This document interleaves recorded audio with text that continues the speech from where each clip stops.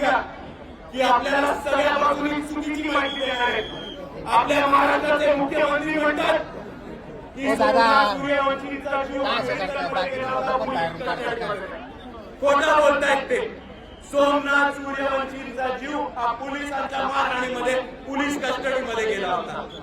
त्याचबरोबर राहुल गांधी काँग्रेसचे नेते म्हणतात की सोमनाथ सूर्यवंशी दलित होते। मित्रांनो समजून घ्या, ते म्हणतात सोमनाथ सूर्यवंशी दलित होते।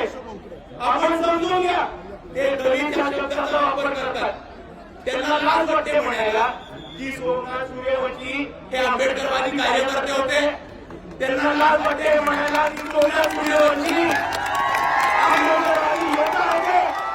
त्यांना लाज वाटते म्हणायला की सोमनाथ सूर्यवंशी वंचित बहुजन आघाडीचे कार्यकर्ते होते।